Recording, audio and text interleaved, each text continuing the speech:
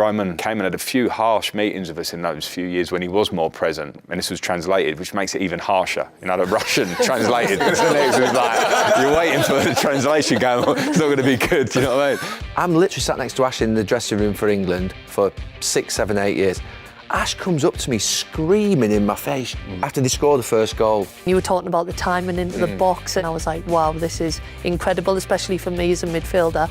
Probably should have followed you more than him. I got sent off a lot. When I think of management, I only think of myself being successful. I don't even think of myself losing a game. And I do some any given Sunday speeches. You said that you want to get back into the game, haven't you, in terms of the last 12 months? But are you still on at that? Listen to Frank here, yeah.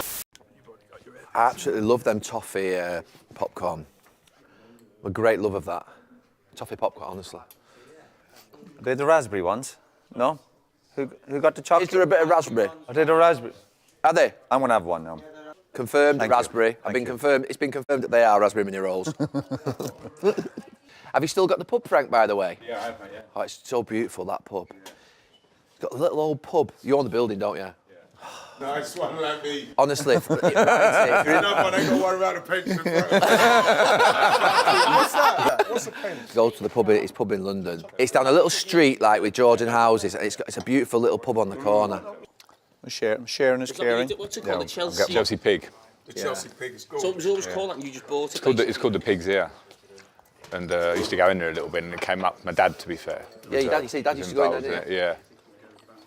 If you need more tea, thank you. Yeah. You two look You got like it? Oh, you've got it. start a brawl at a football match. Yeah. Are you sponsored by them? Stone Island. No, but I just something. It's a long. I just like it. It's just. Yeah, but it's a nice one. But why? If Pep wears it, he's cool. If Pep wears it, he's cool. I wear it. I'm a football hooligan, Jill. You know what I mean? You do look like my On the 15-year-old show, nephew right now. We're, Chill, you're asked been very about aggressive today. which one's the best. But so I take it off and put my T-shirt on. Like, am I losing my confidence? How often does this man lose his confidence about his clothes? Want me to change it? I'll change it. If you can change it, that'd be amazing. That'd be amazing. What's that? Change what? Be eternally grateful. What for? For the sound, because otherwise Oh, the he's mic's gonna be right polar there. neck. It wasn't that great anyway. To be fair. I was going to message you because, you know, after you were saying about my car, right? Your G-Wagon, yeah? No, so I broke down on Christmas Day for 4 hours in the car, and I was going to actually text you. But where were you driving though for 4 hours? I was going up to, no, I was on the side of the motorway for 4 hours. I was going up to Sunderland. To a dinner. There must have been a dinner on an Well, awards just my dinner or family something, did. yeah. No, it was Christmas Day. Christmas But why don't Day. you just leave your car and get an Uber or something and get away? All the way, what? Just get a... On the side of the I road. wouldn't sit literally on the hard shoulder for 4 hours. You can't just leave your car on a bloody motorway. Are you not allowed to leave your car on the motor on Christmas Day? No, I don't think so. But this highway motorway The weeds would have been thing gone when you got back. turned up like to help us. And then they were like, oh, is any of you like ill in the car or anything? I was like, no, oh, they thought Christmas Day they're going to help us. When my daughter plays football, would you mind just signing this thing? Signed it and then pissed off. What, never sorted it out? No, just left us. Righty. He walks in, doesn't have to show his lanyard, just walks in, Jamie Carragher, Liverpool. It is Anfield. Right, makes sense, right? But they know who I am as well. They know I'm not going to turn up at Liverpool like without a land. So literally, can we see your pass, please? You've not asked for his pass. Yeah, but Gal, you can't... But you not asked for his pass. Why have you asked my pass? Gal, you can't give it the big one. I'm not giving it the big one. You did, because like you didn't show him your pass. It's his job to see He your don't have to pass. show his pass, but I do. Yeah, it's Anfield, it's Jamie Carragher. Quality. Yeah, but you're Man United, they could do that just to wind you up. I thought it worked as well by the looks of things. Is that your first one? Is that your The second? second one, I've gone now. I mean, I can feel I'm in. Nice, huh? Yeah, it's so nice. You feel bad though when it's this time of the day? No. No? Not at all. Should we get on with it, Ian? I like the tank top. Well, thanks, Gal. You've still got a Labrum. polo neck on. No, this is the roll neck, but I don't need... The mic couldn't fit on that. Why? Oh, the mic. The mic couldn't fit on it. So I wore something that can accommodate the microphone, Nice. which is still amazing. It just happens. Looks good. Thanks, Gil. Must be midnight now, is it? Right. Right. Right. Welcome to Stick to Football, brought to you by Sky Bet. And joining us this week is the Chelsea and England legend, Frank Lampard. What have you been doing for the last few months? Obviously, you were at Chelsea at the end of last season, but what have you been doing since then? Enjoying a bit of time out, actually. Trying to be a good dad. Good How's that working out, Frank? Yeah, I think it's kind of right. No, it's kind of right. No, I suppose it's one of the pitfalls of management. Obviously, is when you're out of the game because you want to work, but you've got to appreciate I certainly learned appreciation over the last few years. I've been managing for 4 or 5 years now. The year at Everton, I was up close to here actually, away from the family a lot. Probably didn't realise until I came home what I'd missed, because my boy was like a year of age at that point. My daughter's 3 or 4, now they're 5 and 2. And spending time with them has been a great thing for me. Because even when you're managing, you're present, but you're not so many times. Do you know what I mean? So I've really appreciated that. A few other bits outside that I've always done. Sort of, when you're unemployed as such, like full-time employment, everyone thinks you're available every day. So it's like, do you want to go for lunch? Do you want to do this? And I just like being at home a lot, if I'm honest. Yeah. So just being happy out of the game and watching a lot of football, doing all those things. Has it changed your perspective on anything in terms of whether you want to go back into management or whether you think, no, actually, now I'd like to do something different? No, it hasn't. I enjoy it, and that's, if you ask me in the heat of a moment in management, I think it's probably the biggest highs and lows you can have in the game, especially from comparing it to a player, because I think you take so much more responsibility. So when you're working, sometimes you'll have moments where you're so high, back of a good result, or you're low because you've got problems, you've got issues, you're trying to get results, whatever it is. But I think when you come out of it, I think probably the best thing I think about experience for me as a manager is not that, you get better tactically, you might find different ways you want to play. But I think it's learning as a manager to deal with those parts of the game. Learning to not be, I think young managers can be really intense on yourself. Yeah. Every result that goes the wrong way, you're searching yourself. You can end up putting a lot more pressure on yourself. Yeah. So I think there's any balance I've found, it's like I want to work again. And what little bits can I do better maybe for myself to handle the obvious roller coaster that it can sometimes be. I mean, I had that, to be fair, for a brief time, and I was well out of my depth and didn't particularly want to do the job. I was struggling towards the end. Have you had moments like that in the last sort of 12 months where you've sort of had them difficult challenges, obviously at Chelsea at the end of the season and Everton, where you've looked in the mirror in the morning and you thought, it's coming on top a little bit? I think at Everton it felt a bit like that in the end, and it was probably searching for results. That's always your job, coaching, trying to pick the right team, whatever, keep the squad happy. But Everton, in the end, there were a lot of issues in and around it. You try not to get too waylaid by them because you can't affect it too much, really. But we all know that there was an issue with the fans and the board at the time. And all those, I was on the phone a lot in the evening trying to connect with owner, chairman, everyone else, CEO, and then go in and do the day job the next day. So I think at that time I definitely found it an intense end period. I didn't find Chelsea as difficult personally because I knew it was finite. It was going to be 6-7 weeks. I learned very quickly in my head what the issues were there. And they were not my issues to solve long term. I don't want to sound like I palmed them off. It's just you want results, but at the same time, if you go into a place where you go, there's a lot of problems here. Can I turn it around in 9 games when motivation has just gone down? And I actually came to peace with that a little bit. I wanted to win games because it's my own reputation at the same time. But at the same time, I wasn't so bad there. Probably at the end of Everton would be the biggest spell where, and you know what, it's a challenge. It sounds a bit corny. It makes you a better person, better coach probably after. Because you maybe learn next time, you know what, all those phone calls I had, maybe I didn't need to get so involved in them. You have to be respectful, to speak to your owner and stuff. But those phone calls, were they with the ownership and the problems that they're having related to what's happening now, or were they related to the sort of, if you like, the fact that they couldn't come to the games and the sort of disagreement with the fans? What, with the FFP things that are going on now, that was all obviously happening when you were there. What were those phone calls about? I think a bit of everything. Some of it definitely was about the fans and the board, and I felt for the board. It's not easy to speak about when you're in it. You have to put on a media face as a coach, and sometimes you don't want to go against the fans. You don't want to go against your own board. You go against your own board. That can be fatal for your job. But at the same time, I had a lot of feeling for people. Like the chairman has obviously passed away. Bill Kenwright was a great support to me through the time. Really opinionated, loved the club. Was Mr. Everton, and had a lot of. You end up very sensitive to the fact that this man can't come to games. You can have opinion on all the details, but this man's given his life to this club. Denise, my CEO, was incredible. Was trying to really put in a football plan. But at the same time, we got to the point probably, we were struggling for results a bit come January after the World Cup and the break in the season.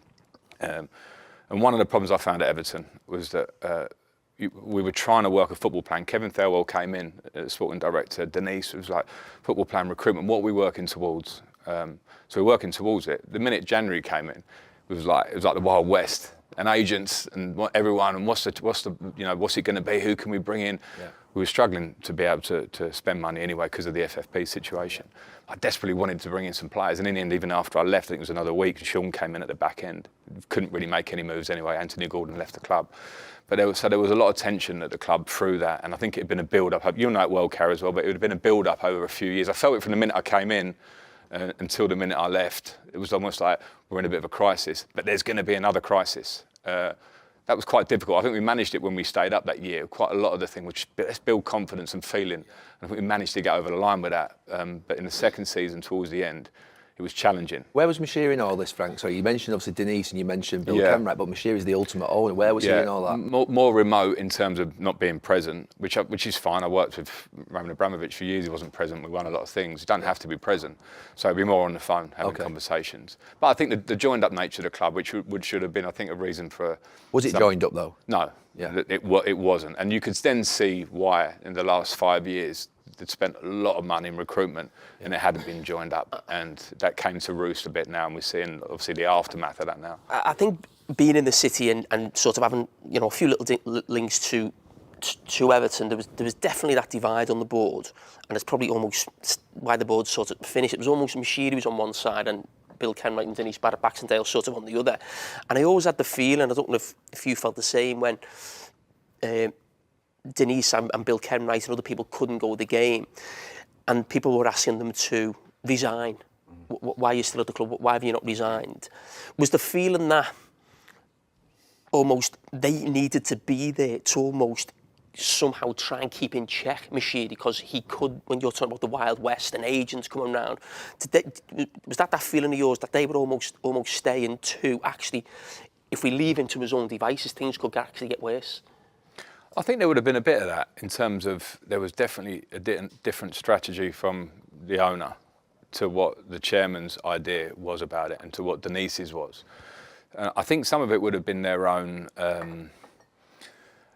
determination to see it through. I think the chairman was a tough man. He was a strong man, do you know what I mean? As I say, he was very caring with me, and I went to his memorial recently, and the amount of people that spoke for him, and I liked it in terms of how they were speaking, because that's what I sensed from him. You know, it can challenge you a lot. Denise was working everything to get this stadium over the line, which I think is going to change the club going forward, hopefully, and working with us to try and get. So I think they were working their own way, as you say, in a direction on the ground, much more. Denise, particularly for me, at the training ground, always trying to work forward, always trying to do problems. And so we got a few players over the line in the previous window, which absolutely Denise was scraping and trying to do everything, communicating with the Premier League because we were on a tight line. So I think they were just probably doing their job, and I understand why it would have hurt them deep down, being Evertonians, that they couldn't go to games. Had mistakes been made from different people? Of course they had been made. But I think there was a genuine good nature to them in wanting to try and keep the club in the league, try and keep moving forward. How was it for you then? Because the FFP thing has just sort of dropped. Everton have been docked 10 points. They've been charged again. I mean, what was it like for you in terms of, okay, you're looking for players, and when you talk about, Denise was talking to the Premier League. I mean, at any stage did the Premier League say you can't buy this player, or you've only got so much to spend? I mean, how did it work? Yeah, there were a lot of details to that, and obviously when Richarlison left the club, we all knew it was coming. Because it had to happen. So he left the club. It gave us a little bit of wriggle room to try and bring in some players there, because my view on it at the back end of the season was that we'd stayed up, but the squad needed a lot of work. And it wasn't just the idea of bringing players in, it was the idea of getting players to move on. Now, some of those players were probably, an age in their career, would sign long contracts. We're not going to go anywhere. The practical nature of any football club is sometimes you're then a little bit hamstrung by that. As I say, at that point, intentions were great of trying to bring players in, but the reality was, I think we were never really going to do it. The Everton supporters are obviously, fighting for the club in terms of the 10-point deduction and sort of attacking the Premier League, if you like. But those discussions were they amicable with the Premier League? Was it almost a feeling that you were working together, or they were sort of stopping you doing things going forward? I was never really privy to them, so I would only get feedback off the back of it. So I think they were amicable to a point. but they were clear lines of what you could do at that stage. Is it like frustrating as a manager because you've got all this stuff going on and really you just want to manage and coach your team, don't you? Like, did you do a lot of on-the-field coaching, or did you feel like that's what you wanted to do? But there seems so much going on for managers that they don't get to just focus on the team sometimes. Yeah, well, you got to be wary of that because there's not much you can do. And in terms of recruitment now, the modern manager is not the old school manager who's travelling up and down the country watching players to bring in. You have to leave that, pass that over to recruitment and the idea of what the club. You have those conversations and you go, right, what is my job? So I don't want to sound here now like I'm making a big smokescreen of what that back end period was like. It was like that. My main job was always to coach the team. And I am a coach. When I work, I want to be on the team with them, setting up game plan, who we got next week, what's that going to look like? And when you're going through a tough time, you know, sometimes you go, next game's Brighton, then it's Man City, then it's so-and-so. And you go, how are we going to work around that? So absolutely, the big part of my priority and focus at that point was coaching the team, as it always is.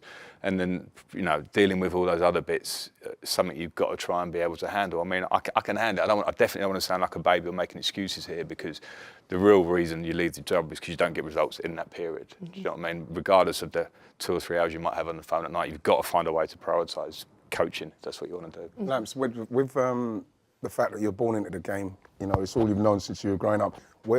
Where's the enjoyment in the management for you? Where'd you get that something, Frank? Because like listening to this now, it sounds like everything apart from actually getting enjoyment and doing something that you love, which I know you do love. But where's the enjoyment? Well, did you get any? Even with the wins, could you even reflect and be happy for any time? Yeah, I could be, definitely. And if I look back through my career, I've had managing career, I've had big wins that have probably given me more fulfilment than any of my playing days. Unfortunately enough, you know, I won stuff with my playing days, whether it was because of Drogba or me or John Terry. I was in a great squad, you know, great setup. So, but when you are the manager, the feel of responsibility of, I don't know, getting Derby to the playoff final, and you beat Leeds, who are probably a better team now. You feel a big sense of, and keeping Everton up in the league. I mean, that's an enjoyment. Like that night, because of living in the city and starting to buy into it, and the Evertonians were so desperate to stay up. Being a bit of a head figure as such in that moment is massive enjoyment. And then you do get the day-to-day working with young players, and you go to Chelsea, you feel linked and proud of Reece James, or Mason Mount, or Tammy Abraham, players that go on to do good things. You don't take the credit for it, but you enjoy the day-to-day. Did I give some information? Did I give them an opportunity? So there are loads of things. I definitely don't want to sound like we've just asked me about that end period at Everton, sort of focus on that. In the other parts, loads of other parts of my management, people will always can always make a big deal. You left that club, that was a bad ending. But at the same time, I can look at the jobs I've had and gone, at Derby, we had a good run. We actually got the club together. We got to a playoff final. Okay, we didn't make it through that. Chelsea, you won. We got to the Champions League, and we brought in some players, same we, because of the staff and everyone that works together. So there are loads of good moments, and you do have to get a balance to it. You can't think I'm going to go and win everything. Yeah. Every Every manager's got relative success. You know, Pep wins most years. He's a brilliant manager. You've got fantastic players. The rest of us are looking for relative success, whatever that is. Roy, where are you on that? I mean, you obviously have said, Frank just said he wants to get back into the game, and you said that you want to get back into the game, haven't you, in terms of the last 12 months? But I'm are you still wavering of on that? Listen to Frank. I'm sorry about this. I'm going to bring it. I'm going to be more upbeat. You just ended Roy Keane's managerial career. Sorry, Roy. Appreciate it. No, it is. No, it is. Do you want to get back in? Are you serious? I Want to get think back so, in but it's now? got to be. Can I go back to it? Not that you're going to get the Real Madrid job, but it's got to be the right challenge. It's got to be the right club. It's got to be the right contract. So, can you bring your staff? And I discuss this all the time. I have had opportunities, but sometimes you get offered a contract. I go back to do I look at it. If I do get offered stuff, a bit of self-worth. You know, is the deal right for you? Whatever. I'd like to go back in, but I'm not desperate when I sign any contract for anybody. But even your experience, Frank, remember, all them are experiences that will definitely make you a better manager. Yeah. As you said, the off-the-field stuff, dealing with board members. That is tough. That can sap your energy when you.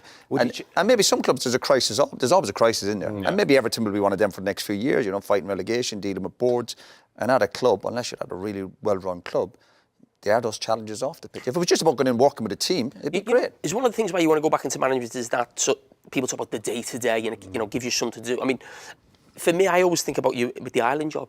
You know, whether that would work for you. Obviously, that wouldn't be day-to-day. But would that be something that really something. interesting? Yeah, international football. I enjoyed it when I was a coach there for a while. I like the dynamics of it, again, where you're not in every day and it's not about bringing players in. And I suppose, dealing with the board every week or whatever it might be, and the academy, yeah, that does appeal. I did enjoy the dynamics when I was coaching with Martin, with the Irish team, yeah. But then we did a little bit of success, and you look back, when you've had a little bit of success, then it's brilliant. But obviously there's disappointment. So yeah, that would be, that could be an option, Jim. Oh. Breaking news, breaking news. It's a nice one, James. We got it out of him. We got there in the end. See the headline, he's keen. He's keen. Nice one, Jill. I'm Jill Scott, man. Go on, Gal, what are you going to say? The last question on Everton. You mentioned, I think, earlier on about Moshiri's strategy, and you said that obviously what Denise and Bill Kenwright were doing was trying to defend what was going on. But what is the strategy of Moshiri at the club? Because a lot of Everton fans probably wouldn't know. Yeah, I'm not exactly sure about that. I'm not saying that too loosely because I came into it probably, I don't know, 4 or 5 years. It had been there before I got in there, but you could see that it had been 4 managers: Marco Silva, Roberto Martinez, Carlo Ancelotti, Big Sam. Benitez, Big Sam. Sorry, so 6 really, managers, eh? higher level managers when you go through that, Champions League winners, etc. And I came in, and you could see with the squad that in terms of the squad, there wasn't a strategy. And this happens at football clubs. New managers come in and want to go a different way. So, but if you can have a bit of a strategy of what you want to be, I wasn't sure what it was because we were having conversations about, Frank, how do you want to coach a team? Now I've got an idea. You go, okay, I want to do that. I go, but we're going to have to recruit a bit for that because I can't make this team exactly what I want it to be now. Yeah. Which is probably why at the end of my time, when we stayed up, we went to a back 5 and we were really compact. We engaged the fans. We got up the pitch. Anthony Gordon was flying at that time, and we got some pace in the team. And we fought our way out of trouble to it. And it was great for me. Like the idea of having an experience when you're in a tough moment, you become a better coach. But in terms of what the club idea was at that point, no. And again, I don't want to sound like this is making a real negative on Moshiri or the big decision makers over those years, because I'm sure they did it because they brought Everton to make it into a fantastic club that was a success. Who wouldn't do that? You'd be crazy not to. It's just maybe when I worked at Man City for a year at the back end of my career, and I went into a structure. I was a player, so you don't know everything, but you look at it and go, this place is going to go places because there's a vision. And they're going to go away, and then Pep Guardiola comes a year later or whatever. But when you lose a couple of games, it's not like, oh, what are we going to do now? Sack that, change that. It was almost like it's going to go, and it's going to go. And obviously at Everton, it hadn't had that for whatever reason. But you were smart. You were smart when you went in first, Frank. Obviously, I'd listened to you and I watched some of the first few games, and no doubt you were trying to play a kind of an open game, and that's what you used in your career. But at least the penny dropped for you when you first went in, going, listen, lads, we need to shut up shop here. Yeah. We need to play a certain way. And that's management, isn't it? Yeah. Because people talk about what's your philosophy, what's your plan. We all have great plans until you walk in the door, and then you see a certain group of players. You go, listen, we're short here. There's lack of confidence. Everything have to stay up. That is the priority. So it's about results. So that's, to me, that's what management is about. So. Yeah, I found as well that the easier part of that is for me was that when I went in, it was written all over the faces of the players. So I tried to go in and go, right, we're going to be a bit, not expansive, is the wrong word, but, we're going to play a bit. And the idea, we beat Brentford in the Cup in the first game, then we lost a couple of games on the road, then we beat Leeds well at home. And we were pressing, and it was like 4-3-3-ish, a bit 4-4-2, but we were doing everything we wanted to do. And then we went and got spanked in a few games away from home. And I could see that the players, it wasn't a big ask to say, you know what, lads, we're going to protect here now. Yeah. And we're going to have 5 at the back. And then we did get some results with it. And we had the Goodison thing, because in that time for me, we were beating Man United at Goodison, we beat Chelsea at Goodison, and the crowd were rallying behind us, and it was giving the players, a massive lease of life. So it was, we got over the line. It was a really interesting coaching situation for me. I learned a lot on that front, and I've got to say the elation of staying up was definitely one of the. Was coaching about just tuck in, lads? Tuck in, let's sit in, go along. But and at Everton, it worked at the time, and it kind of sometimes that type of play does suit Everton, doesn't it? I think it does. Yeah. Seamus Coleman, a good character for you, Seamus? Seamus was amazing. Good guy, yeah. So the first day I sat with him to now, I messaged him the other day because he made his, 15 years ago? That was incredible, that. It's amazing. And what a player as well, by the way. I remember him playing against him, and I didn't really appreciate it, so I went and worked with him, because at that point he's 33. But it wasn't just what he did on the pitch, it's what he did off the pitch. Yeah. His standards, his humility, everything about Proper him. team player, isn't he? Honestly, family man, but there's not a bit of him that's not genuine, and he wore it on his face when we were struggling. It was like, I really care about this. You want to say to the other players, but he'd speak in front of the players on his own. I remember we spoke about you once, I think, on Monday Night Football, and you'd had a dig at the players, said they're not good enough or whatever. and he used you as a reference point. And he went, I was watching Monday Night Football last night. Did you watch it? To all the players. Yeah, all the players. Probably 90% put it on. What? And he went, and Jamie Carragher said this. And it wasn't necessarily a dig at you. He was probably using it in a smart way. It was basically going, don't accept that. Do you know what I mean? As players and as managers, we have to take some stick. Do you know what I mean? But the only way to do it is to react to it. And it was a bit of a turning point for us. I can't remember the exact moment of it, but he was always the man to do that stuff. You never He was a bit thought you'd be he was a bit funny with me on the last game of the season. I never thought you'd be motivating Everton. That's most Premier League dressing rooms on a Tuesday morning, that, to be honest with you. See what he said? I'm just listening. I'm thinking to myself, I'm still trying to find the joy. I don't know. If I'm a little bit the same. Yeah, because when I think of management, I only think of myself being successful. I don't even think of myself losing a game. Honestly, Frank, I don't even think so. I'm thinking, well, I watch people watch some things and I think, wow, I wish, if I went in there and I'll do some Any Given Sunday speeches and I'll get the lads going and we'll play great stuff.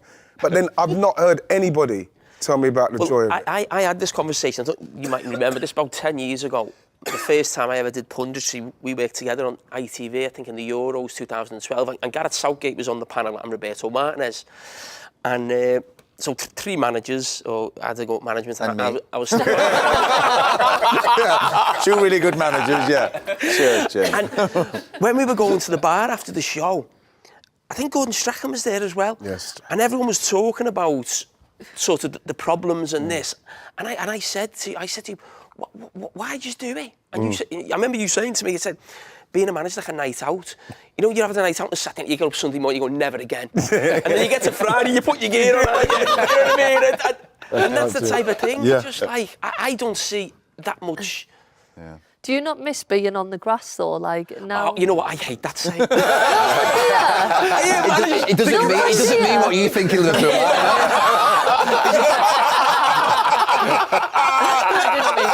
Get on the ground. Just back from Thailand.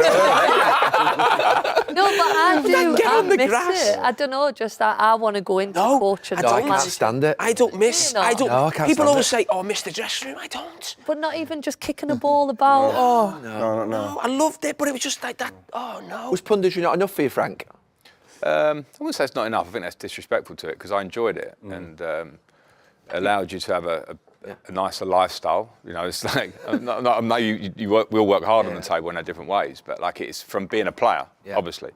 So no, I enjoyed it. I enjoyed the preparation. I wanted to be as well prepped as I could. I wanted to do as good a job as I could. But you were good at it as well.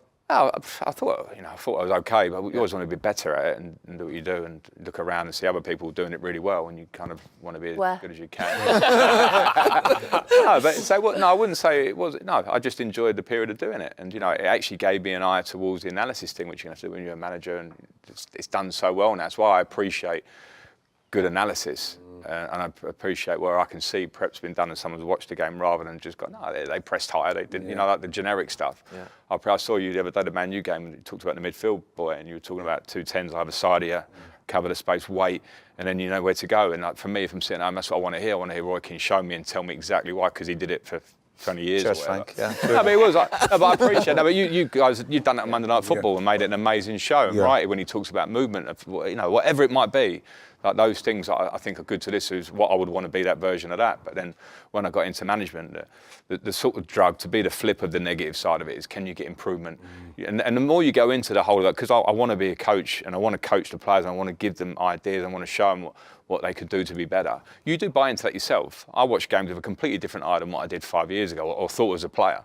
So you actually want to get improvement, you want to improve players. And then like I said about the younger players, that I have been able to be part of the journey or the project. But you know what I mean? You do take a sense of pride in that and enjoy that. So there are lots of things to say. You're on about changes, sorry, like with staff, do you constantly, not that you blame the staff for, when you've had a bad result, but you look back and think, maybe I'll tweak that with more experience or whatever it might be, no? Or were you really comfortable with everyone around you? Yeah, I was. I had a really good group and we got on very well. I know it's not about that. It's not about a lads trip, but we were up living up here. It does help if you get on with people. So the staff office, like as much as sometimes at Everton, again, could have been challenging towards the end, we had a real laugh in the office about a lot of things. I wouldn't repeat the stuff. It won't work again. But we had a good laugh, and people, Joe Edwards now managing at Millwall, Chris Jones I've worked with since I started managing, Paul Clement as well, who's obviously worked with Carlo and all these clubs and managed himself. So we had Ashley Cole, so we had a lot of experience in the room. I certainly wouldn't put it down to any of my staff or, you know. No, I wouldn't say you're putting it down to them, but if you went back into another job, would you say, listen, if one of them is tied up, I'll leave them to it and I'll just... Well, one has since gone on to be managing Millwall, so I think you do have to think like that. And sometimes those challenges are good for you as well. You're always making you think what you're good at and what maybe you need someone else that's better than you at doing. Analysis, whatever it might be, set pieces. I look at you and sort of Stevie, I'm probably Wayne at the minute, and you're looking at Wayne Rooney at Birmingham and getting stick off the fans. You're talking about sort of ups and downs of the job. Stevie's in Saudi now. And do you think you almost want to be a coach? You're a coach and you're a manager now. That's you. Because when I worked with, say, Brendan Rodgers or Rafa Benitez, they're going to be a coach or a manager till the 60 odd. It's just that's their thing. Do you not sort of envisage in the future you being maybe an ambassador somewhere, or maybe working for UEFA and doing a TV gig? Are you in the management stuff for sort of thinking, I'm going to give this another sort of 4 to 5 years and then try and get out, or do you see this as going into your sort of 60s? I don't go beyond the 4 or 5 years. I think you probably have to have that, because I think if you don't, you could probably easily get waylaid off of it, because there's a lot of challenges. Now I'm sitting waiting for an opportunity. You might go for a job and you don't get it, or you might just be waiting around. And so I think then you could go down different routes. I think I know exactly where I'm at, that I want to do it because I do enjoy doing it. And it's probably a deep down desire to get better at it and do the best I can at it, because I've always been like that a bit as a player. I haven't lost that. And as much as you try not to listen to outside noise, there will always be outside noise. It's me, Stevie, Wayne, particularly because of probably our playing careers. Yeah. I think it's of good interest of people that have probably watched you have a pretty good playing career for 20 years. And then go, I'm not going to just give you an easy ride into management now. And they kind of presume that you just went, I'm going to finish now, I'm going to be a manager, and you work bloody hard. I think there is a level of disrespect. I want to talk about that. Do you think there is a level of disrespect? Obviously, this sort of golden generation of managers, and it's almost been the last few weeks because of what's happened with Wayne in particular. There's an element of ridicule which is unfair. Yeah, I think that's definitely a point, because the golden generation thing was a nonsense anyway, because no one proclaimed us a golden generation. There's some good players in that squad, but so did Italy and France, and they had Zidane and they had Pirlo, and that, the international football is always a challenge to win, and that's an old story now. But of course, it's nice to rehash the story and go on result. But every manager, like, it doesn't matter whether you're. I don't want to cry too much here, because every manager gets a tough run. Every manager will be top of the tree after a few wins, and in threat of getting a sack within a few, whether you're part of the golden generation, just an English manager or a foreign manager. But I would say probably in the last recent period, there's not really been a young British manager that's come and been a bit of a standard bearer for it. So there's always this kind of, he's another one that's not really as talented as, because to be fair to foreign managers, starting with probably Arsene Wenger, Jose Mourinho, Pep Guardiola, Jurgen Klopp, they have made a massive difference to the tactical nature of the game in 20 years. Not an English manager in that list. But at the same time now, there are a lot of English coaches. And I think it is a stick to beat you with sometimes, the golden generation thing. It's hard. That's another headline for now. Poor old us, do you know what I mean? The golden generation, we're still good. That's what we want on this podcast. Yeah, there you go. But to be fair, Frank, because to be fair, I looked at this quite a bit in the last few days, and it's this thing about who's a successful manager and who's deemed not a successful manager. And, I was looking at the win percentages of, say, the golden generation. Stevie's win percentage overall is 57.1%. Yours is 41.3%. Waz's is down at 25. Mine was 35 in Valencia. Scholes' was 30.8. I'm just named 5 there. 35? Are you serious? I mine 35%. Nice one, Was guys. that Copa del Rey? But what's staggering, and look, charity shield, the equivalent charity shield, the friendlies that. But then you think about these managers who have unbelievable careers. Sean Dyche, Graham Potter, Roy Hodgson, Sam Allardyce, Eddie Howe. And, Roy, your win percentage overall is 38.7%. Eddie Howe's is 35%. Sam Allardyce's overall win percentage in the Premier League is 32%. Roy Hodgson's overall win percentage in the Premier League is 32%. Graham Potter's, who's deemed an unbelievable manager, and I think he's a great coach, 28%. Wow. Sean Dyche is 28%. Now, that's what I'm talking about in terms of they're deemed to be very successful. I think you mentioned this quite a few times, Roy, over the last few years, and we would say they are successful managers, but they've got probably 300-400 games under the belt. How do you two, who have maybe only had one difficult job between, you've had one difficult job at Ipswich, you had a difficult job at maybe Everton in the last few months, How do you get to 10 jobs, 12 jobs like they have when your win percentages are higher than those, but you're deemed already to potentially be, oh, where's your next job going to be? 'Cause you need That's over a longer It period. is. It for is. these And lads, I'm so you have to not. be fair to I'm not them a little disrespecting bit. them at all. I'm Sometimes just you have to look saying. at the clubs and the situations. Yeah. So how do young managers, when they're being written off with percentages of 40%, 38% as an example, why would you give them a job? When actually got higher win percentages than some of the ones that are deemed have got incredible careers. Well, unfortunately, you sort of have to ignore it because I know perception's a big thing. Because you just talked about it there, and I think our careers maybe then get held on us a bit. You know, I think yourself even going to Valencia, you decided then you're going to go down your own route, but there'll be an element of people that will probably sitting back in England and go, it didn't work for him out there. Do you know what I mean? That's a reality. That's the real world that we live in. So you've got to try and ignore it, or you get drawn on the silly article that just throws that up without any context of where you worked at. You know, Sam Allardyce will be low because he kept keeping clubs in the league that maybe didn't deserve to stay in the league, or whatever it is. So I think that's a perception. You just got to try and put it to the side and work forward. But I know what you mean. It can have an effect. It's the world. Do you think it's because those managers maybe took jobs lower down to start with and then went like that, and maybe the jobs that say the golden generation have gone in a lot higher, and maybe there's that perception that I think that's where there's an element of where if you finish and you've had a decent career and you get a decent job quickly, I think there is that resentment towards managers who've had a good career. And just say, you might mention a few managers there who were down the lower leagues and they learned their trade at League One or League Two in 200-300 games. And they sometimes get away with it, I think, when they get better jobs. But I think people are waiting for certain players who've had a certain career, if they've seen they've got an easy job quickly or a big job quickly. Yeah. I think there is that idea of like, oh, well, sometimes you don't get the benefit of the doubt as much as other managers when you've had a difficult spell, because every manager, even the great managers, go through difficult spells. They can't. Players with a big name, a great player, you can't make your mistakes, if you know what I mean. So the managers you're talking about there, Roy Hodgson, I think, started in Sweden. We don't really know how it went, or obviously he did really well at the time.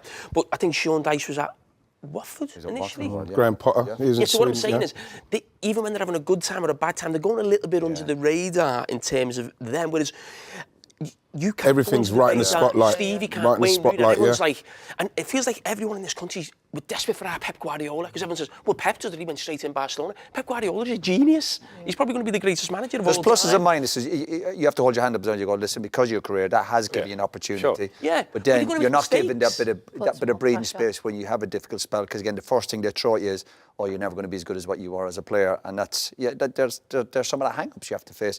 Eddie Howe's had it, I suppose, a little bit. Eddie Howe was going to be this and that. Then Newcastle going through a difficult spell. But he started off really well. Obviously, I know he done really well at Bournemouth. Went to Burnley for a while. Came back to Bournemouth, and that's. There's challenges for every manager. Yeah, it's not They just don't get enough time though. Like Rooney, how long was he in that job? It's crazy. Like I think we spoke about it before, but you're going into a club, you've got to change everything. You get a bad run of results. I feel like back in the day, they didn't just get rid of you after 12, 13 weeks, and I think it takes time. So, But I that's do your feel decision sorry making, for though. The club you're managers. picking as well. You Yeah. know, Birmingham, I know they were doing okay at the time. Even Wayne stuff at Derby, I'm sure that was difficult. Off the field stuff, and he gets to the States. So everyone's got a different journey. But Wayne, do a you lot of think managers say, you 13 don't get weeks enough is time. Of fair? course not. Obviously not. It ramps up as well when you get a manager he weren't doing badly, you know, and then it feels like they've brought like boom, okay, you're stump under man out, pressure straight away. Yeah. instantly under pressure. It's a horrible situation. We've mentioned golden generation and send our best wishes to Sven-Goran Eriksson. And I know you like talking about the golden generation, but there's this feeling, Frank, and I don't think I've ever spoken to you about this, that we could have been set up better. We could have potentially been more sort of progressive. We should have achieved more. And I just wrote a team down this week and a system of play that had David James in goal. We've got three centre-backs of Sol Campbell on the right, Rio Ferdinand in the middle and John Terry on the left. Got David Beckham right wing back, who played there under Glenn Hoddle. Ashley Cole left wing back. He's dropped himself. He said, He wants to win something. Paul Scholes in midfield dictating the play, holding like Pirlo did. You and Stevie obviously moving forward in those number 8s, and then Wayne Rooney and Michael Owen up front.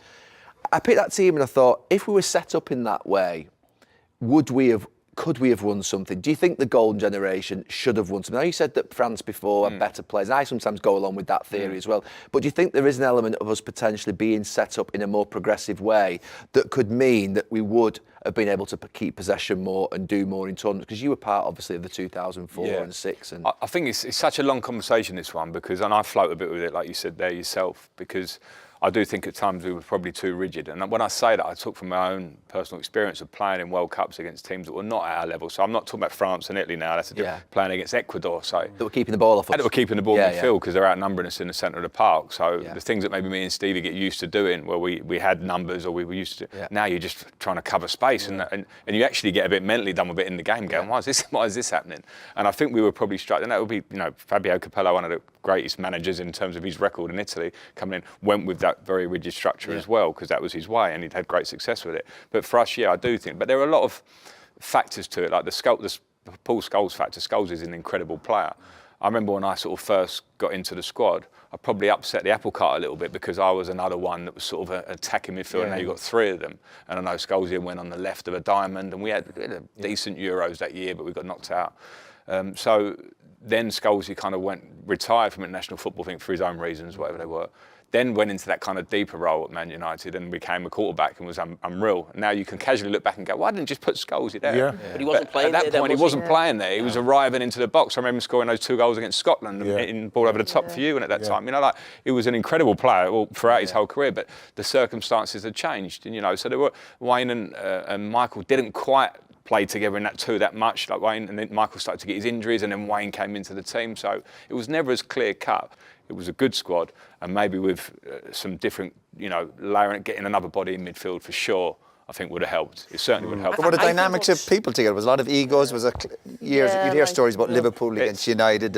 Was that all going on? There was a bit of that. So if you're looking at good players on paper, it doesn't mean the dynamics in the group is going to come together. Yeah. And England do have that now, don't they? They have that togetherness. Yeah. I think Gareth Southgate's really focused on that, which and does help. Massive credit for that. But for all the experienced players, could they not, the group, deal with all that stuff? Because they had expectations week in, week out at their clubs. We've got to take that on the chin, I think, as the players for that one. I think it was a bit of naivety. Look, I was mid-20s or whatever I was when I got into the team full-time. And I look back now and I would go, I probably did sit with the Chelsea boys on the table too. Yeah, and I was the same. Didn't link with them. I think you just take that one on the chin. It doesn't mean we would have won or lost the game necessarily, but over a period of time. But even the expectation, Frank, the group of players should be going, there is expectation, Okay, not everyone's going to be best pals together, but talking about pressure playing for England, but you were getting pressure week in, week out of your club, so I'm surprised that was that would kind of really creep into the camp and affect players, when a lot of these players were winning big trophies at their clubs every season. But it's harder in international football when you've had that massive game, haven't you, like Arsenal, Chelsea, Liverpool, and then you meet up with England, and it's like you've had to be the biggest rivals, and then suddenly the next day you're like, come on then, let's get on with it. So I used to sometimes find that a little bit difficult. It was kind of like leave your club hat at home and then now run international. And same with style of play as well. You go from playing a club football in a certain way and believing in it, and then you have to go away with Phil Neville at England and believe in his style of play and have like an open mindset and stuff like that. And sometimes you're so drilled in by your club, aren't you? Because that's your philosophy day in, day out. So was it a case of sometimes when that golden generation came together, you had the Liverpool lads that believed in a certain way of playing, the Chelsea boys, or maybe. And again, bit? I think we have to take responsibility because that is the test and of international football. You have to be able to go and be adaptable and understand what the basically the Chelsea lads, wasn't it? It was the Chelsea lads. Well, we got told for about 6 months after we got knocked out of World Cup. Me, John, and Ashley were getting pelters. Everyone let us know it was our fault. That's what Nev kept telling us when he came back. He says you wouldn't believe them Chelsea lads.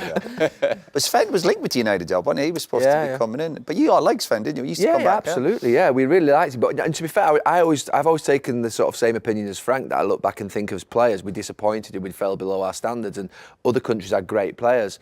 But then I just think when I look at sort of how we played under Terry in Euro 96 or maybe Glenn, and I think of how we were rigid for about 8 years, as you were at Liverpool, quite rigid, weren't you, and sort of compact in defence, and then it's very difficult to get out from that, and the ball was being kept off us by teams that were inferior to us. And you wonder whether it would have been different if we'd have gone for a more sort of progressive system or something. It's a question. Yeah, but when you changed it with Glenn. No, Glenn was before. Yeah, but when you changed it with Terry Venables was he not playing? Terry Venables, it was Terry Venables, and then it was Glenn. Yeah, but was that Terry Venables inviting you to play a nice style of football? Yeah. No, absolutely. That's what I'm saying to you. We played different But you still didn't win.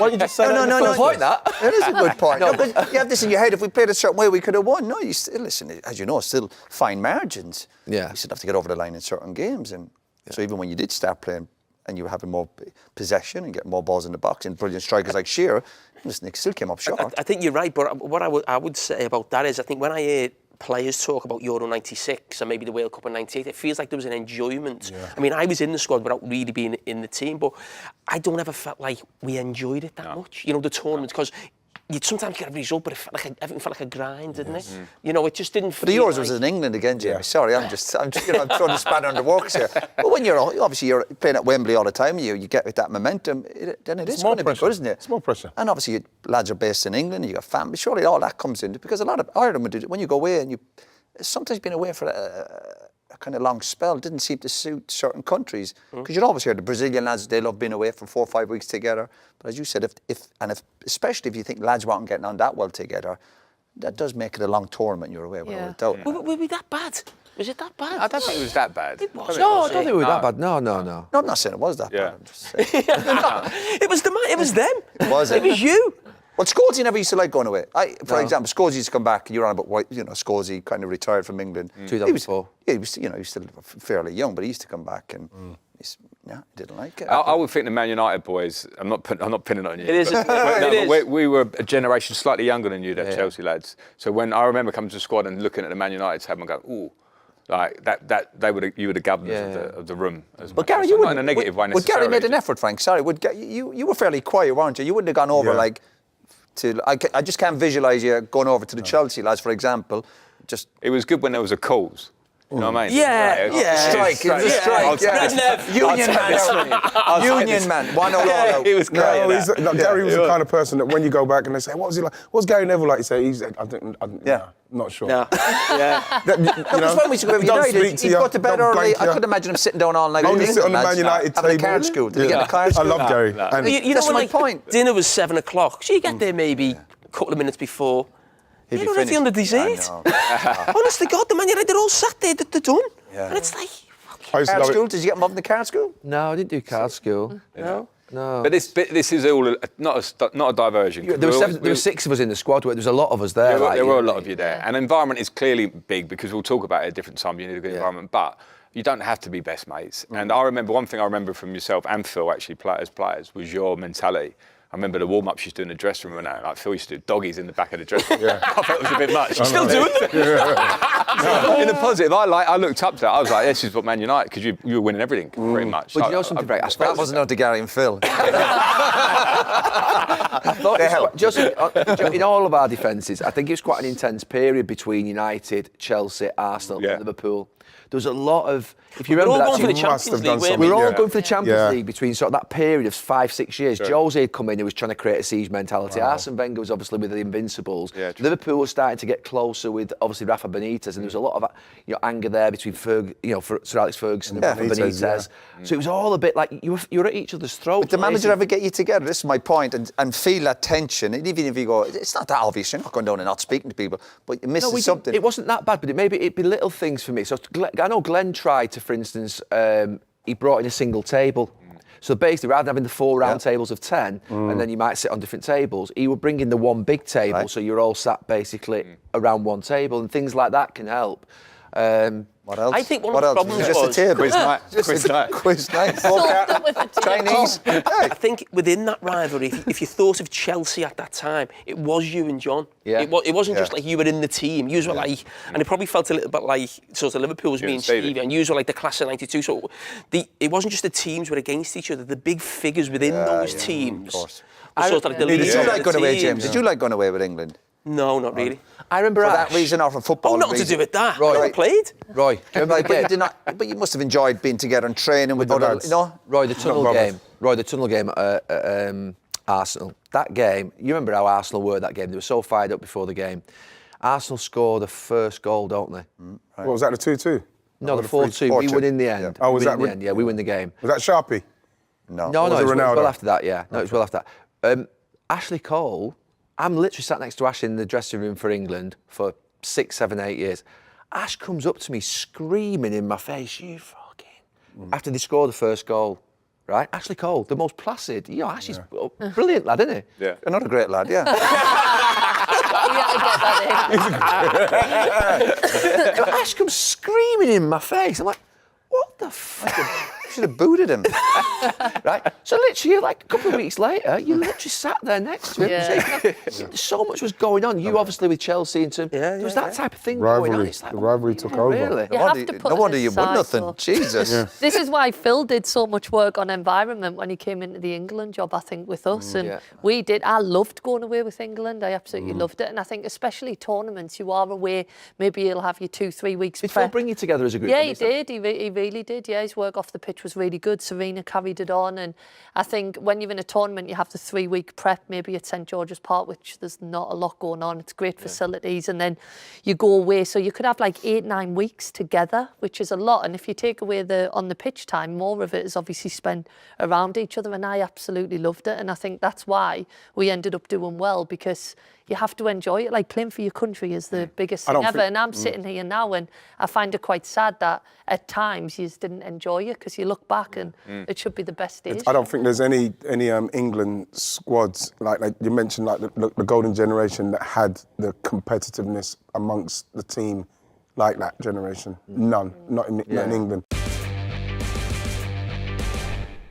Right, Frank, when I finish with Chelsea, Yes. go back. So Chelsea now, but Chelsea to start with, but going back to when obviously Jose joined. What was that like? What happened at Chelsea when he arrived, and what impact did it have on your career?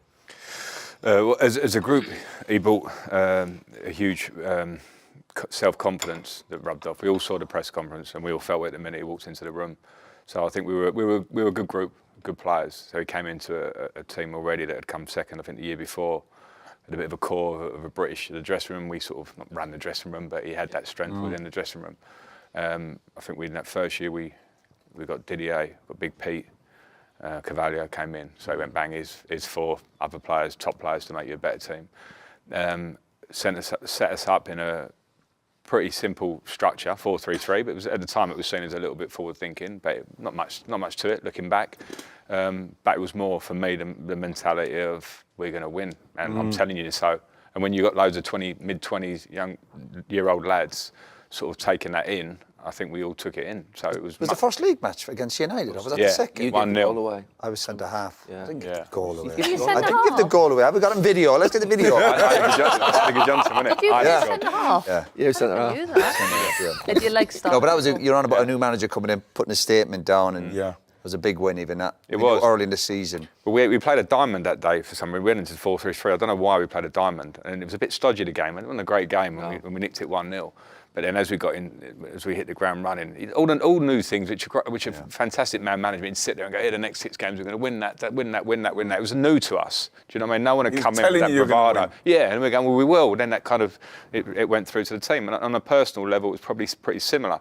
It was like I was, a good player. I was getting better. I'd had a decent year before with Ranieri in the second year, but I needed someone. And his way with me was to kind of go, you're there, and you need to win titles now. And me being impressionable was like, okay, boss, I'll try and do that. And it helped me, do you know what I mean? And it was a lot of that. As I said, there was not loads of information to give me about that. It was almost like, you'll be there, Makalady will be there, the other one might stay a bit more than you. There's your wingers.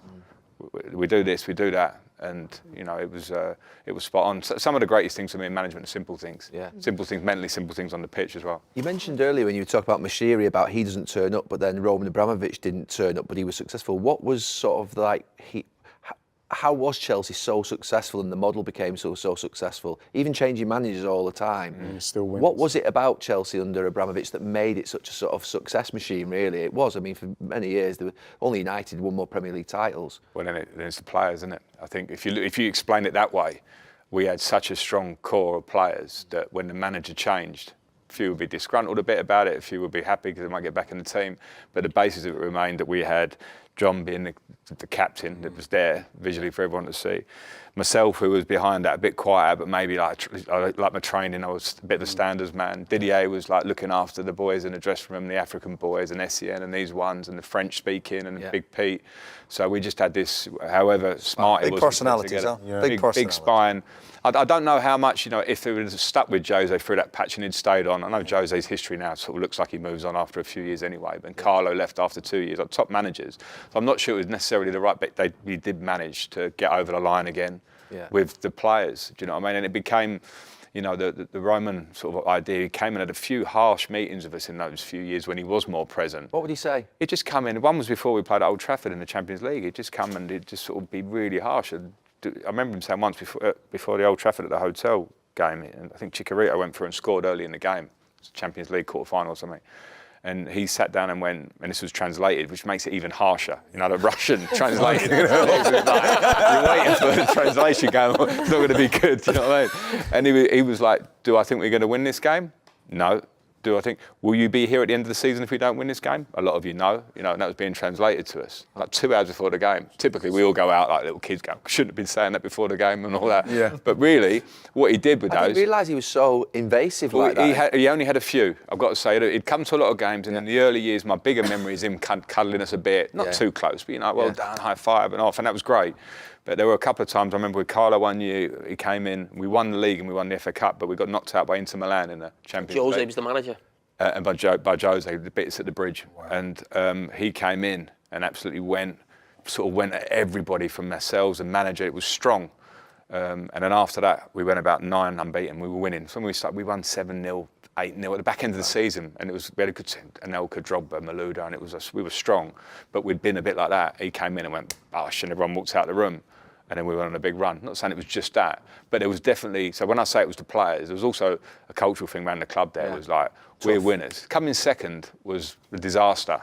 Yeah. And I felt it as well. We as a group of players, not the ones that go, see you later next year, lads, we're in the Champions League next year anyway. So it was his culture and mentality, really. Yeah, I think so. I think it landed, and then it was what it was. And maybe sacking managers, as much as it could have been good or bad, was a reminder of the brutality of it. So if you don't live up to the standards of the owner, and if you don't live up to the standards of the dressing room, when we were strong on that, there were loads of players that came in, like, not to say this is the reason, but Kevin De Bruyne came through and moved on, and Mo Salah and that, and they're obviously world-class players, to say the least now. But there were a lot of players that got patted away. That just worked for Chelsea, Frank, at the time. Like, I don't know if that would obviously, if you hear about owners getting involved, people go, that's out of order, it's this. What's he doing in obviously your dressing room was strong enough to deal with all that.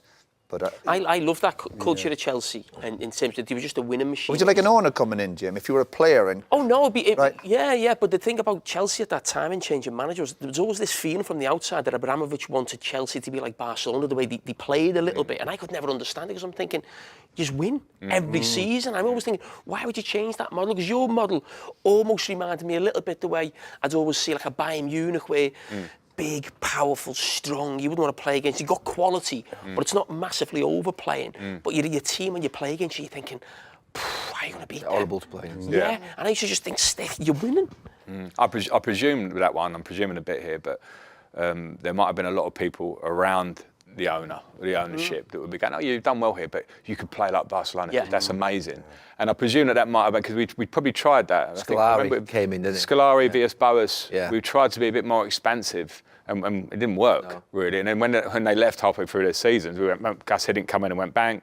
Yeah. And then we went with the players. But even with Carlo and with Conte, the type of managers that are a bit more formulaic and methodical, aren't they? But the thing with it as well was I felt that the Chelsea fans didn't demand. They were not looking for tiki-taka football. They loved Drogba up front and me joining on if we did go long, and John like you know what I mean. Like there was no real desire for it. But maybe the world was changing a bit. Tiki-taka was amazing. Let's try and do that. But it never really worked. When Abramovich came in, was he talking sense? Did he know the game? Was he like, or was he just digging people out? Did you have a run of bad results or something? Or? It had been off the back of a run of results. He never declared himself as to why. It was never like, because of this. It was more of a, if I don't see you lot winning, then we'll have to make changes. It was that cut and dried.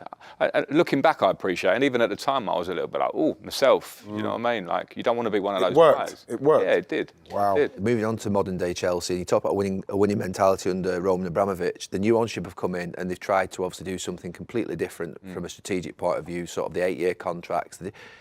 Do you feel like we're at the beginning of a winning? You know, you've spent 3, 4, 5 months, 3 months there last season. Do you feel like this is going to be a successful ownership and that they're at the beginning of it? Or do you think it's a little bit rabbit in headlights and they're going to have to change? I think it's definitely going to take time, and I think the strategy might have to develop as it goes, because at the minute, you can't forget the one thing that's important when you've been a winning club for 20 years. You've got to win. You've got to keep the fans happy. You've got to keep the media, engaged in it in a way that's not negativity. So I think they're going to have to change. These players have to develop quickly, and I feel for the manager a bit. I'm not feeling sorry for him, but I understand that change is going to take time for those players to develop. What is he experiencing there? What did you experience at the end of last season that you said you thought would be difficult this season? Well, my feeling was, because it was a bit different for me in a way, because I probably had half the squad. I remember going through the squad on the board in the office, and it was like half the squad, at least, and this is 30 players, either want to leave or have been told that they're going to leave. And we had 7 games to go that were going against, like, Arsenal playing for the title, Man United playing for Europe, Man City, Brentford, all these teams. You go, if we've got no, this lack of motivation with the group, players want to go, with a few injuries and stuff, it's not going to get there. So when the positive I saw at the end of the season was that those players have to go now for whatever reason. Some you might have said, could you have kept him, but whatever, moved them on and then but then you're bringing in another batch of players, which is going to take time. And the reality is as well, with younger players that don't have, you never win anything with youngsters. Like, the reality is now, you look at what Man City and Liverpool are doing, there's a gap. And it's going to take time to do that. So I'm not saying that you have to completely turn the strategy around and go, okay, now go and buy the finished article, go and buy Harry Kane in the summer, or go and buy. But I think you do have to look at going, okay, talk about spines again. We've got enough in the spine there that's going to pull us through on days, going to be vocal on the pitch, going to drive training every day. Because the manager can't do all those things. No. Players have to take. I just look at it and I think City and Liverpool for sort of 5 or 6 years have probably been the 2 best teams in Europe or the world, if you like. And I think Chelsea almost forget that this new ownership, it's been that scattergun that you got top 4, I think, and got to a cup final in your first season. Then obviously Tuchel comes in. Chelsea were always 3rd under Thomas Tuchel. And what manager could have competed with a Liverpool or a Man City with how good they were? So Chelsea were doing, I thought they were doing fine. 2 cup finals against Liverpool. Liverpool won on penalty shootout on both of them. So they were competing with the 2 best teams in Europe at the time.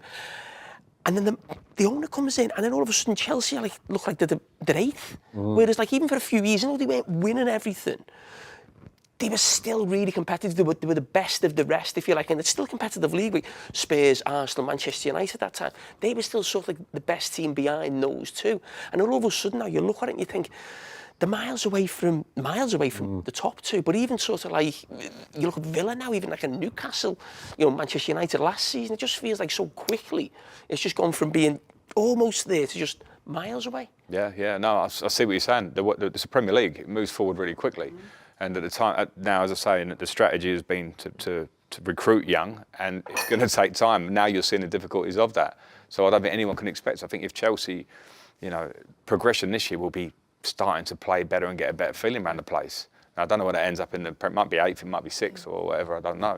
And it's just a reality of it, that, Carol. I agree with what you're saying. I just wanted to ask you about Jose Mourinho and perception of managers before. Obviously, Jose was seen as the greatest manager in the world with Pep Guardiola. What do you think's happened in the last few? Do you think the game's moved on in terms of style expectations? Or do you think there's still a place for a Jose Mourinho playing the style of play that he plays? Because the perception's changed, hasn't it, around Jose in the last few years? There's no doubt about that. Yeah, I think there's definitely a place for it, because not everyone. You manage with your style, and I don't think anyone would expect him to go miles away from that, because that's what's given him success over the years. I think the reality is as well. I saw when he lost his job recently that. Back to the win percentage, Jose's was 48.2% at Roma, which is his lowest ever. That's why he's got the sack. Well, of course it was. He's at Roma. He's not at Chelsea with a squad that's going to get 70% win percentage. So everyone's got different challenges. He's got them to 2 finals, European finals. Wins one of them, doesn't win the next one. And I just think, I would never. Again, I'm not going to comment too much. I don't know what's Roma. I don't watch the Italian football. Speak to Jose, Frank. Yeah, on message and stuff. Yeah.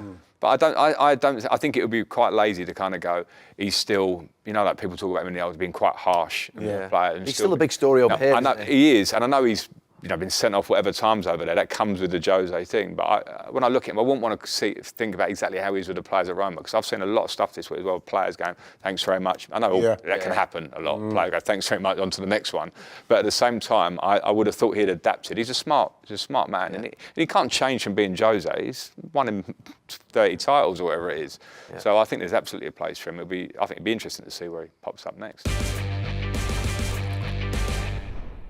A couple of community questions. How much was natural talent versus work rate to become the elite footballer you were? That should be a question for you, like as a viewpoint. Do you know what I mean? It's hard for me to say. Come on, Frank, answer. I was 99% work rate. No, but you know what? Yeah, because that's like it's a backhanded Seeing compliment. Frank, Isn't it? No, but Frank, what you can do, score goals from midfield, which is a massive talent. Yeah. I mean, seriously. Yeah, Not and many people you put a lot of work in Frank as well. Yeah. A lot of work. I saw it myself at West Ham, constant finishing, and I mean, everything you was doing in the hard work situation. But then obviously talent. I remember that Harry Redknapp, when he done the interview, saying he's going to be this and he's going to be that, because I always found it, Frank, very tough for you, especially when I came to West Ham with your dad and your uncle. It was so hard. In respect, even just watching how you had to react to certain stuff. This is what I remember. Suggestion of nepotism, basically. Well, yeah, and I remember when you went back with Chelsea and Sky always sent a message, said, "Nice one, Frank. You just do your stuff." But that must have been really tough, Frank, going through that stage there. Yeah, it was tough because I was probably 17, 18, I was a kid still, really. So when grown men are giving you a stick for that. But now with reflection, you look back and kind of go, it's probably the making of me. Because at the time when I was a bit soft, but you kind of, and then you get through it and you come through it and it makes you a bit tougher. So I don't reflect on it. It was certainly tough at the time, but also... Did it drive you to work harder? Absolutely. Yeah. Prove people wrong. Yeah. That stuck with me through my career, and the start of it probably started there a little bit. But I was in a great environment too at West Ham, because I had Harry Redknapp, and as much as it was hard for me having my dad and uncle, it probably did help a tiny bit, do you know what I mean? In certain ways, and for a little step, and then all of a sudden I went and did the step. But players like yourself, Di Canio, Neil Ruddock, Harry had a nice little environment to train, and I loved it because I was looking up to people. Right. The socials were amazing, weren't they? But I think the original question, I think hard work is a talent in itself. So if you're prepared to put in the hard, it's very natural to me, like to want to. Did Harry come up one time and really defend you? It was brilliant. It's a beautiful watch. It aged very well. We used to do them together in England under the 21s, didn't we? And when you think was that? Lively. Let's leave it there. But I always, when I think of like sort of, like the superstars of the England team, you think of like a Rio or a Michael Owen or a Rooney or Stevie. They don't do the 21s, they just go, just bypass it, don't they? Whereas we were there for like 2 or 3 years, we had to do your stint, and you don't normally see someone like that. You then became one of the stars of the team, and I think that's testament to sort of your ability, of course, but also mentality and the work that you put in as well, because, as I said, it wasn't like you were seen as a star at England under the 21s, no. It was like there wasn't like a clamour to get you in the squad. And myself at sort of 2021, so you sort of done that stint and didn't really become a regular for England, did you? No, 25, 26? Yeah. Wow. No, it's probably 50-50. Like I think in the big scheme of players that probably play to get to that top level. Some naturally it's really evident. Others I think you've got to work hard, and that's part of the game. Because when I was 17, even at school, I was probably not always the best player in the team, or West Ham youth team, say. But then I want to be, so I used to run. But again, fate things go in your favour. I had a footballing family. My dad going, "You are going to be. You're going to run." He was a worker. Lose the puppy fat and run. Do you know what I mean? Like all those things. He was one of those. Absolutely. He trained his bollocks off. Yeah, and I'm lucky at that, because I've seen kids go by the wayside that don't have that push. Maybe their parents are not as invested or whatever it is that didn't. So I had things in my favour, but it stuck with me. And I had like an obsession with training. It was but like scoring goals from midfield wasn't by chance, because I remember watching a video that you did with the Man City younger players that circulated at City, and you were talking about the timing into the box, and I remember just looking at the detail that you were sharing with them, and I was like, wow, this is incredible, especially for me as a midfielder. Probably should have followed you more than him. I got sent off a lot, but like you put detail into absolutely everything, didn't you? Like your standards. And was that goal scoring something that you've worked on a lot? Yeah, well, I worked on. I was always like a practical man. I learned it from people like Wrighty because we would do finishes from all sorts of angles and at all sorts of speeds, proper speed. Yeah. So I would always look at where am I going to have my shots from. They're either going to be arriving onto something, which will be 1 or 2 touches in the box, or it's going to be me shifting it outside the box and hitting it. And I would just do that again and again and again, and then you layer it up with like when the winger's got it, do you wait, do you run off the back of someone, diagonal runs, all those things. You know, I think a lot of top players, it's an intelligence. I think it's quite simple personally. Maybe that was one of my talents, being able to clock the right time to run. Or rather, I'm never going to beat 5 players really. I can clock the right time to run and maybe be fitter than you. It's hard to coach that, Frank. And I think a lot of that's instinct Yeah. when to make those runs. I know you did a brilliant shot outside the box, but also getting the end of stuff. And again, you're talking about other players. Scholes, he had it. Gerrard. And a lot of people actually do have the good movement, but when they do get in there, they panic and they can't finish. But that's very hard to coach that. Yeah, the timing great. definitely. Time. So That's the many key. times now balls go across and I'm like, where are they? Like, so I do think it's a real I art. think you've got to be really hungry as well. I was really hungry for goals. Yeah. Yeah, it's a good point. Yeah, I remember I used to work with players, midfielders. You talk about getting the box, and players would turn around and say to me, "Well," and you'd mention you and Gerrard and Scholes and all these boys, and they would turn and go, "But I've made 3 runs." You go. Yeah.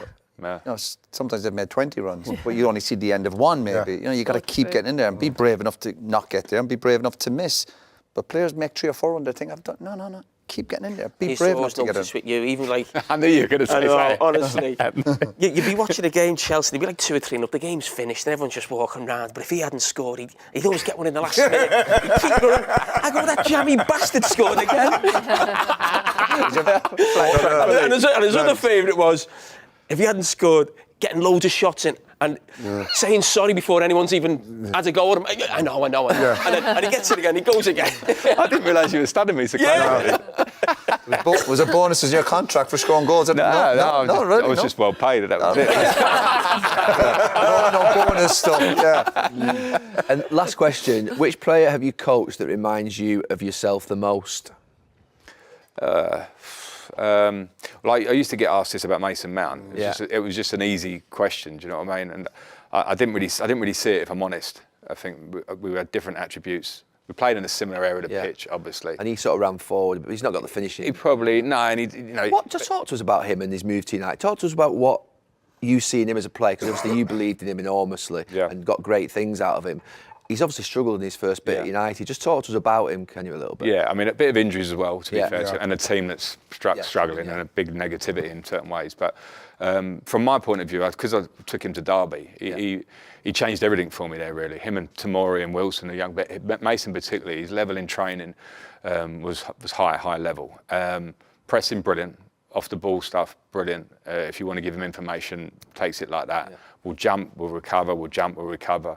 A great lad, good technically, very good technically. So I think he was really, I think he's really high level in loads of those areas, and a proper lad that you can, as I say, you can give him anything. So I think he's probably suffered from a change into a bad His mentality. I look at him. He looks quite a sort of I'm trying to say this in the right way, which doesn't sort of, if you like, impact negatively upon him. But he looks like a nice mentality. Has he got that real fierce mentality? No, he has. He's very driven. Like if you drop him, the face goes. Right. You know what I mean? Straight away, he's one of those, and not in a bad way. He's like, no, I want to show you. He absolutely will want to show. He's very determined like that. I wouldn't be sort of like kidded by it, as you say. I see what you mean about the look of him, but he definitely is a determined lad. I'm not just saying it because he's my lad a bit, and I've had a relationship on the pitch in terms of managing him. But I do think he'll come good because of that and because of his talent. And once the team gets more structured, because I do think it's important for a structure of your team to say that you're an aggressive 8. Or you're in a 10, and the only worry I had when he went to Man United was, where does Bruno Fernandes and him fit? And then you've got Casemiro. I know it's starting to develop already and change probably away from that as an idea, but you kind of go, where do you fit? And I think when you are, and this is not to dig Mason or to dig Man United actually for bringing him in, but you've got, I think, a player at that level for that level of money, you've got to go, this is the plan. Yes. That's what I'd want to hear. Do you know what I mean? And my question would be, where does we fit? He's almost got to play centre midfield. If Fernandes plays, he's not a centre midfield. He's more of a 4-3-3 man, isn't he? Is he basically the position that you played in that sort of I'll say one sitter and then one of the 2 in front? I would say he's probably slightly more advanced than me in general play. I like to arrive from deeper and probably drop down and play a bit more than arrive from deeper. I think he's higher. Where in Tuchel's team that won the Champions League, he's a 10. high, sort of 10 on the side, 2 10s and a 9. Yeah. And I think he could do that probably better than I could in a way. I like to come from deeper, so a bit higher up. Could play as a single 10 as well. But again, you're going into the captain of the football club, Bruno Fernandes, is playing there, who hardly gets injured as far as I see it. Yeah. So I think that would be a difficult one. That is a conundrum to solve as a team to get him, into the team in his best position. But that's one of his challenges, isn't it? If you're good enough, you've got to find a way, and we can make Yeah. excuses. And again, the injuries have held him back, no doubt, and he's gone into a difficult, I think, time at United. But if he's got that belief and that personality, Yeah, but it's up to you. You've got to find your way into that team. Yeah, but Roy, like Frank said, it's the structure. If he's got the right structure and you can fit him in that, and that's what we're saying about United earlier. You got to get And the once team they first. get Gotta the get structure team right, first. then you could put someone like him in. You're getting the team first. I agree on both points because Mace does have to do it. I think he will, but I think when you go from certainly when I had him at Derby, when I managed him at Chelsea, and then Tuchel came in, but they would dominate a lot of games. My team, I'd have him jumping. We'd be quite high up the pitch a lot. Yeah. I do think Man United do a lot of their best work when they're counter-attacking. Yeah. They turning teams around, and Rashford's gone bang, bang, bang.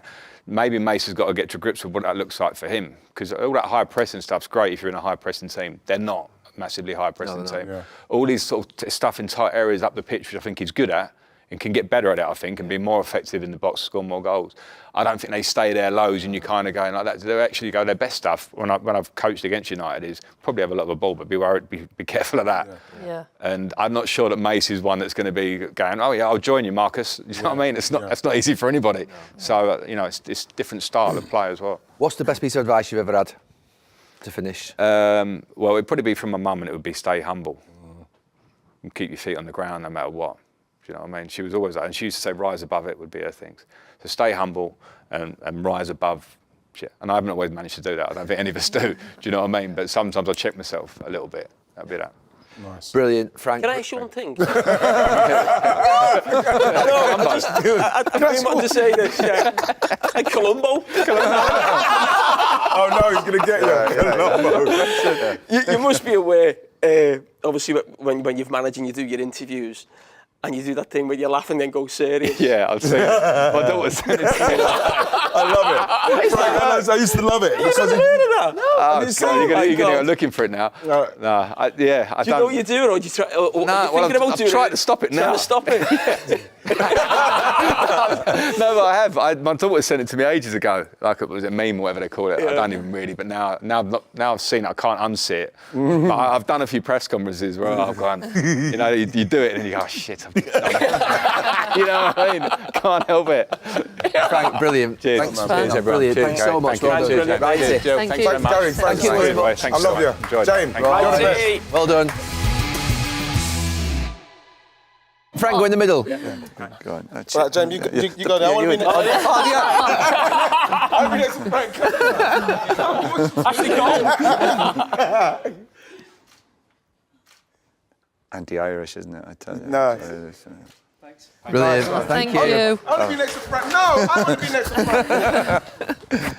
Right. 3-hour chat about how England won nothing. Plug it up. Oh, yeah, no. I know, I'm trying to be. Yeah. Oh, if we just stayed at a different hotel, we would have won.